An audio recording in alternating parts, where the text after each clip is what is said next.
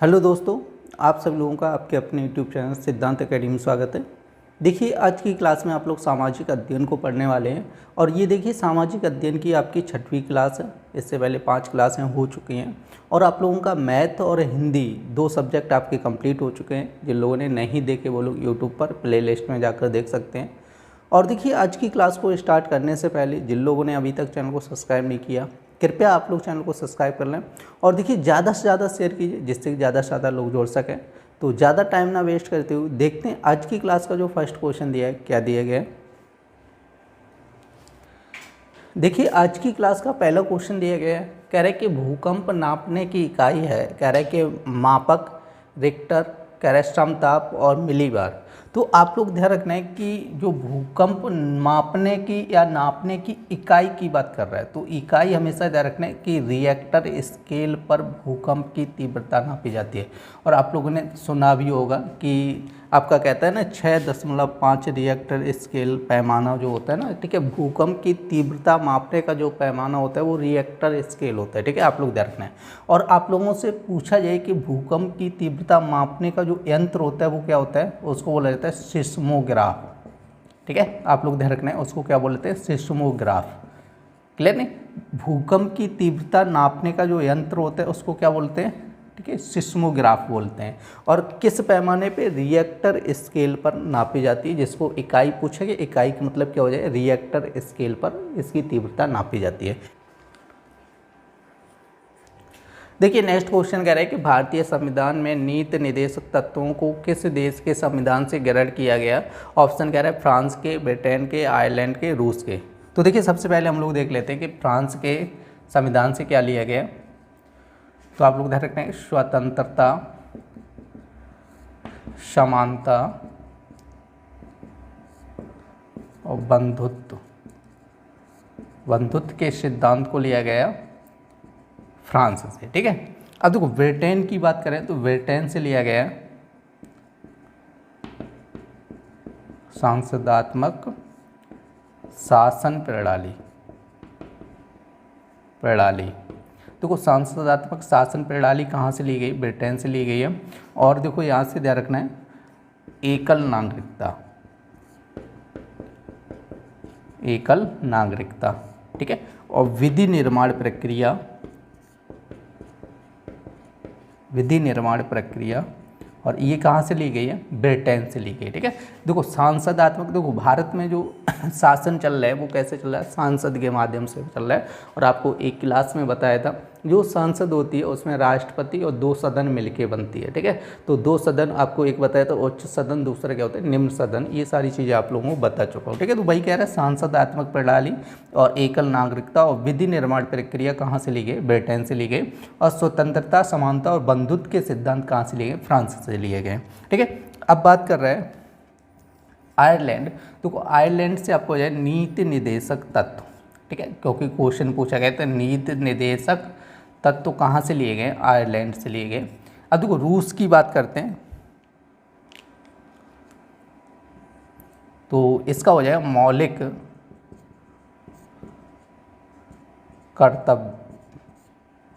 कर्तव्यों का प्रावधान, ठीक है। मौलिक कर्तव्यों का प्रावधान कहाँ से किया गया, रूस से किया गया।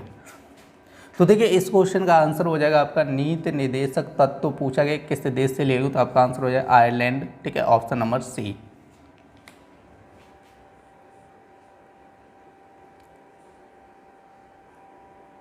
देखिए, नेक्स्ट क्वेश्चन कह रहे हैं कि निजी और सार्वजनिक दोनों क्षेत्रों में सह अस्तित्व पाया जाता है, कह रहे हैं साम्यवादी अर्थव्यवस्था में, मिश्रित अर्थव्यवस्था में, समाजवादी अर्थव्यवस्था में, कह रहे पूंजीवादी अर्थव्यवस्था में। तो आप लोग ध्यान रखना है, इस क्वेश्चन का आंसर हो जाएगा मिश्रित अर्थव्यवस्था में, ठीक है। तो देखो, मिश्रित अर्थव्यवस्था कहते किसे, ये आप लोग देख लीजिएगा। यहाँ पे देखना है,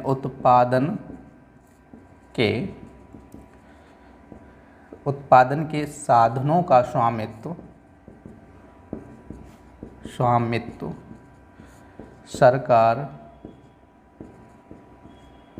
सरकार व निजी, ठीक है, निजी व्यक्तियों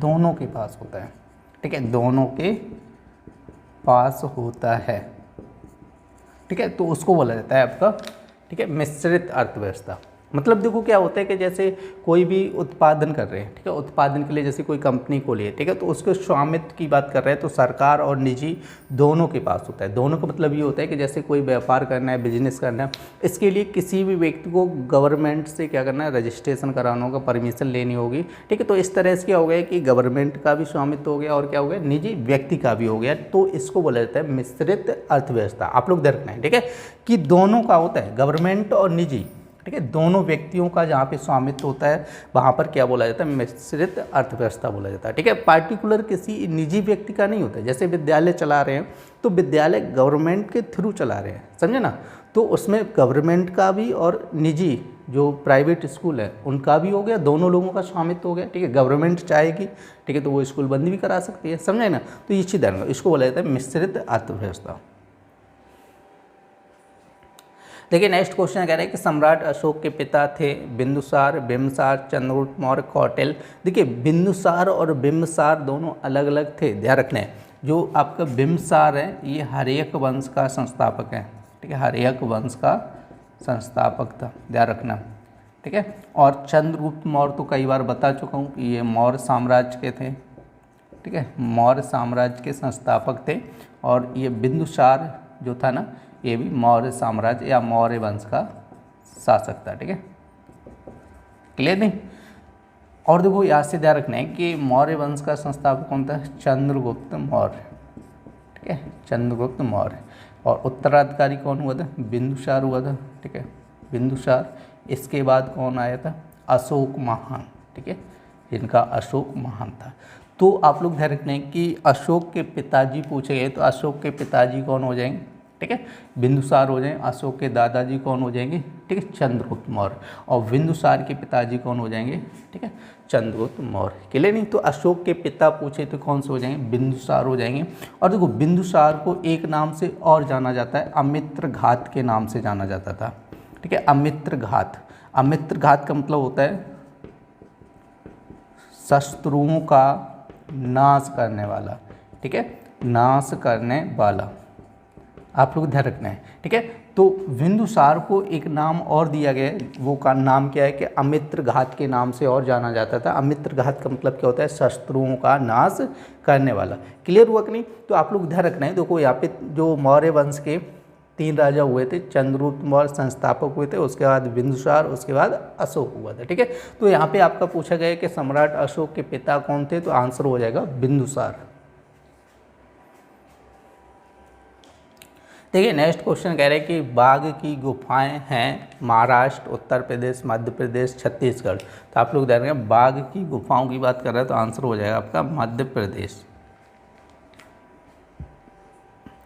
देखिए नेक्स्ट क्वेश्चन कह रहे हैं कि मुद्राक्षस नाटक के लेखक हैं शूद्रक, विशाखदत्त, कालिदास और भारवी। तो आप लोग ध्यान रखें कि इसके लेखक हो जाएंगे विशाखदत्त हो जाएंगे।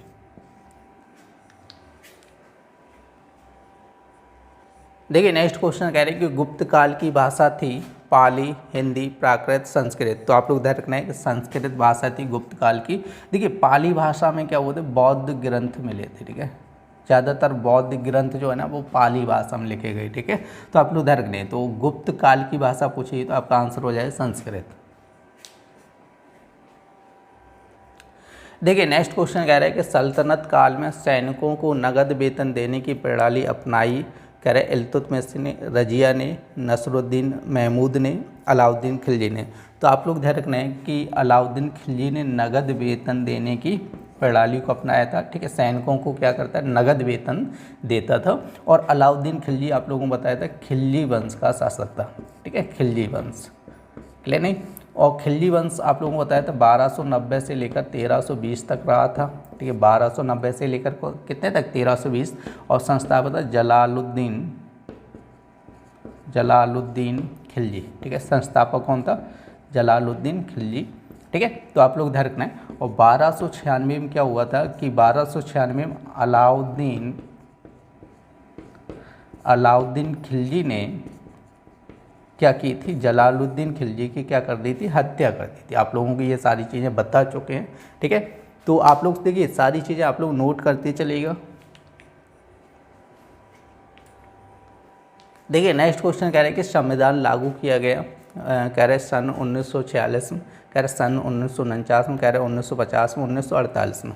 तो देखिए आप लोग ध्यान रखना है कि 26 नवंबर 1949 को संविधान तैयार हो गया था लिख के, ठीक है।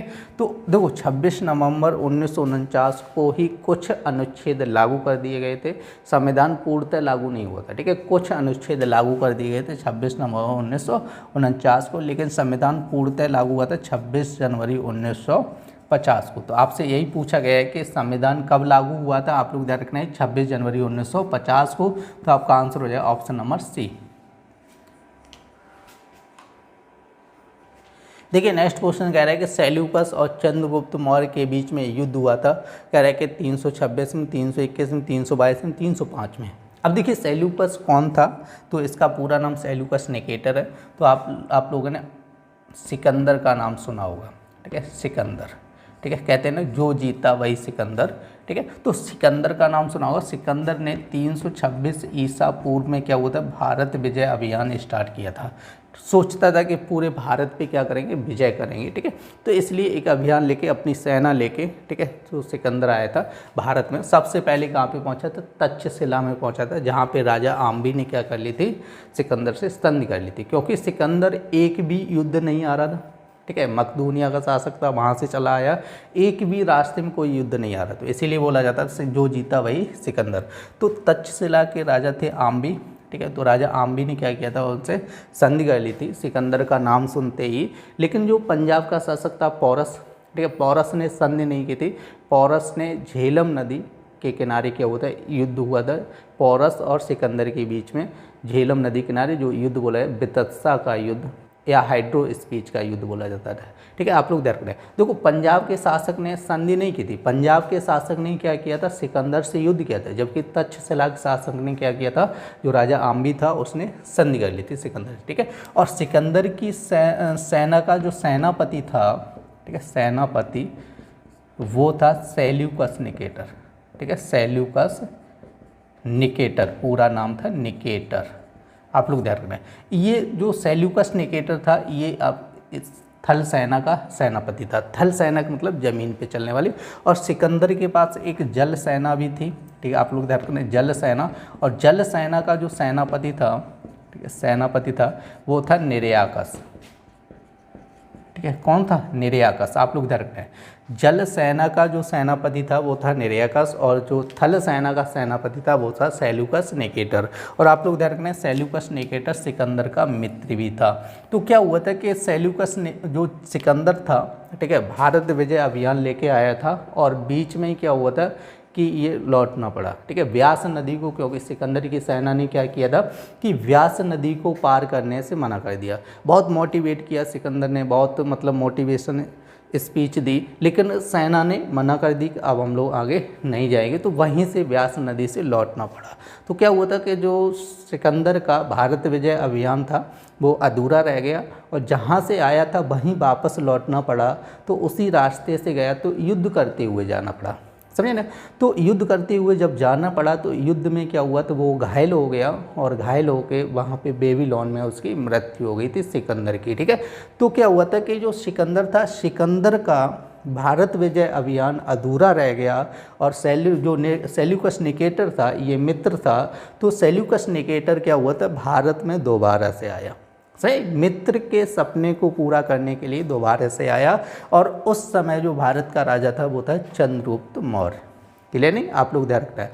तो सेल्यूकस निकेटर और चंद्रगुप्त मौर्य के बीच में युद्ध हुआ था।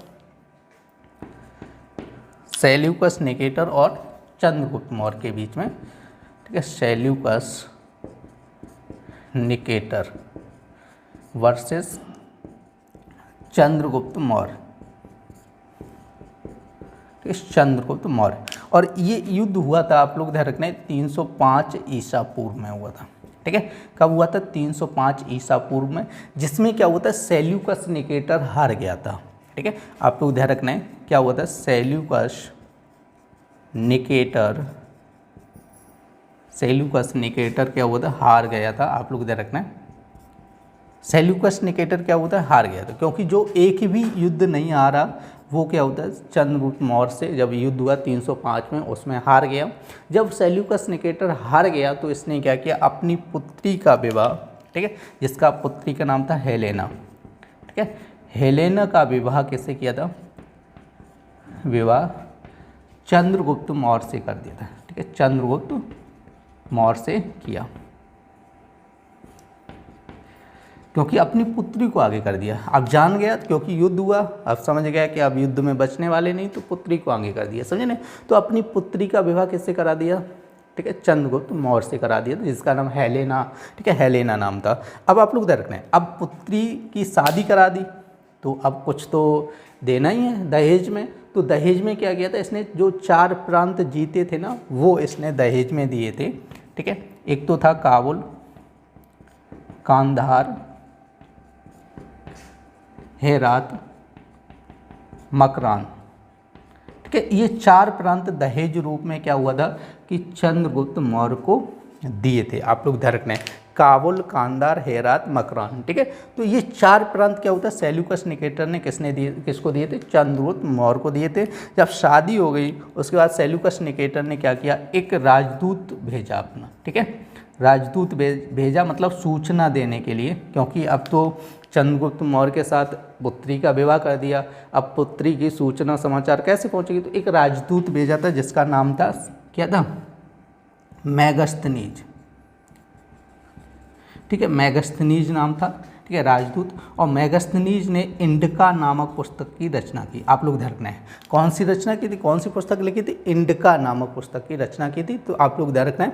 और देखिए यहाँ पे पूछा गया था सेल्यूकस और चंद्रगुप्त मौर्य के बीच में युद्ध कब हुआ था, तो आप लोग ध्यान रखना है 305 ईसा पूर्व में हुआ था। और देखिए आप लोग सारी की सारी चीज़ें नोट करते चलें। और देखिए इसी क्लास से क्या हो रहा है, आप लोगों की ऑब्जेक्टिव क्लास जरूर चल रही है, लेकिन इससे क्या हो रहा है कि आपके अत लघु उत्तरीय प्रश्न सारे के सारे कंप्लीट होते चले जा रहे हैं। देखिए आप लोगों की अत लघु उत्तरीय क्लास जरूर चल रही है, लेकिन क्या हो रहा है कि इसी क्लास से आपके अत लघु उत्तरीय प्रश्न आपके कंप्लीट होते जा रहे हैं। जिन लोगों के पास जो भी सीरीज है आपकी, जैसे राजन सीरीज है या पवन सीरीज है, तो आप लोग उसके अत लघु उत्तरीय प्रश्नों को देखिएगा।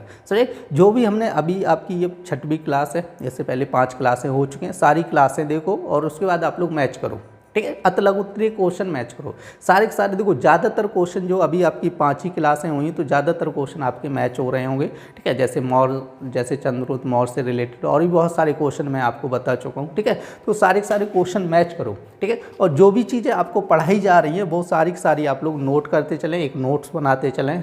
ये नहीं कि इसमें आपके ऑब्जेक्टिव क्वेश्चन ही हो रहे हैं, इसमें आपके अत लघु उत्तरीय प्रश्न भी कंप्लीट होते चले, लेकिन फिर भी आप लोगों के अत लघु उत्तरीय क्वेश्चन भी आपके कंप्लीट कराए जाएंगे। इसके लिए आप लोग निश्चिंत रहिएगा, ठीक है। ये मत सोचिएगा कि ऑब्जेक्टिव क्वेश्चन कंप्लीट करा दिए उसके बाद छोड़ दें, नहीं, आपके अत लघु उत्तरीय क्वेश्चन भी कंप्लीट कराए जाएंगे। देखिए नेक्स्ट क्वेश्चन कह रहे हैं कि मौर्य साम्राज्य का अंतिम सम्राट कौन था। तो आप लोग ध्यान रखना है, देखो ऑप्शन दिए अशोक, कुणाल, वृहद्रथ, पुष्यमित्र, ठीक है। तो देखिए मौर्य वंश के यदि हम लोग शासन की बात करते हैं तो मौर्य वंश का जो शासन रहा था वो 137 वर्षों तक रहा, ठीक है, आप लोग ध्यान रखें। और इसमें जो 10 शासक हुए थे, 10 शासक समझ लो या 10 राजा समझ लो, 10 राजा हुए थे इसमें, ठीक है। तो जो अंतिम शासक था, तो वही पूछा गया आपसे कि मौर्य वंश का जो अंतिम शासक था वो कौन सा था, वृहद्रथ था। कौन था, वृहद्रथ था अंतिम शासक। आप लोग ध्यान रखना है कि मौर्य वंश का अंतिम शासक कौन था, वृहद्रथ था। तो देखिए वृहद्रथ क्या हुआ था कि वृहद्रथ जब शासक था, मौर्य वंश का अंतिम शासक था, तो इसके दरबार में एक व्यक्ति आया, बहुत गरीब दरिद्र व्यक्ति आया, एक मतलब रोजगार मतलब नौकरी मांगने के लिए आया। सही, अब नौकरी मांगने के लिए आया तो उसने क्या किया कि वृहद्रथ ने उसको सेनापति नियुक्त कर दिया, ठीक है। देखो शॉर्ट में ही कहानी आपको बता रहा हूँ। तो उसने जो वृहद्रथ था राजा, तो उसने उस व्यक्ति को क्या बना दिया, सेनापति बता दिया। तो अब आप लोगों को पता होगा जब सेनापति होता है क्या होता है, उसके अंडर में पूरी सेना काम करती है, समझे ना। तो धीरे धीरे क्या हुआ था कि उस व्यक्ति ने, ठीक है, सेना के ऊपर क्या कर लिया, अपना कब्जा कर लिया, ठीक है। एक दिन क्या हुआ, मौका मिला, और जैसे ही मौका मिला उसने क्या की, वृहद्रथ की हत्या कर दी। और आप लोग ध्यान रखना है कि वृहद्रथ की जो हत्या हुई थी वो 185 ईसा पूर्व में वृहद्रथ की हत्या हुई थी। और वृहद्रथ की हत्या इसके सेनापति, ठीक है, सेनापति, और सेनापति का नाम क्या था वो आपको मैं बता रहा हूँ, पुष्यमित्र शुंग था, ठीक है, पुष्यमित्र शुंग। ठीक है, आपका दिया गया यहाँ पर देखो ऑप्शन दिया पुष्यमित्र शुंग। तो पुष्यमित्र शुंग जो था ना वो इसका सेनापति था। बृहद्रथ का सेनापति कौन था? पुष्यमित्र शुंग। और पुष्यमित्र शुंग ने 185 ईसा पूर्व में बृहद्रथ की हत्या कर दी थी, समझे। और स्वयं शासक बन गया। और पुष्यमित्र शुंग ने क्या किया था? शुंग वंश की स्थापना की थी यहाँ पर। ठीक है, तो शुंग वंश की स्थापना किसने की थी? पुष्यमित्र शुंग ने की थी 185 ईसा पूर्व में, क्योंकि 185 ईसा पूर्व में क्या हुई थी? बृहद्रथ की हत्या हो गई थी। ठीक है, और किसने की थी? पुष्यमित्र शुंग ने की थी। तो आप लोग ध्यान रखना है। तो आपको पूछा गया मौर्य वंश का अंतिम सम्राट, तो आप लोग ध्यान रखना है कौन सा हो जाएगा? बृहद्रथ हो जाएगा। और जो अशोक, देखो अशोक की बात करें तो आप लोग ध्यान रखना है अशोक ने श्रीनगर की स्थापना की थी। श्रीनगर, ठीक है, जो श्रीनगर है ना उसकी स्थापना की थी। ठीक है, अशोक ने ही श्रीनगर की स्थापना की थी, ये भी आप लोग ध्यान रखना है। तो इस क्वेश्चन का जो आंसर हो जाएगा वो हो जाएगा बृहद्रथ। तो आप लोग इसको भी नोट कर लें। देखिए नेक्स्ट क्वेश्चन कह रहे हैं कि गुप्त संवत का प्रारंभ वर्ष है 1319, 375, 380, 335। तो आप लोग ध्यान रखना है कि 319 इसका आंसर हो जाए। ठीक है, तो गुप्त संवत का प्रारंभ हुआ था 319 ईस्वी में। देखिए नेक्स्ट क्वेश्चन कह रहे हैं कि पाल वंश की स्थापना किसने की थी? धर्मपाल, और लक्ष्मण सेन, गोपाल, देवपाल। तो आप लोग ध्यान रखना है कि गोपाल ने पाल वंश की स्थापना की थी। देखिए ये आपकी सामाजिक अध्ययन की 6वीं क्लास थी। उम्मीद करते हैं आप लोगों को क्लास पसंद आई होगी। यदि क्लास पसंद आई तो कृपया लाइक करें और देखिए ज़्यादा से ज़्यादा शेयर कीजिए जिससे कि ज़्यादा से ज़्यादा लोग जुड़ सकें। फिर मिलते हैं ऐसी नेक्स्ट क्लास में, तब तक के लिए धन्यवाद।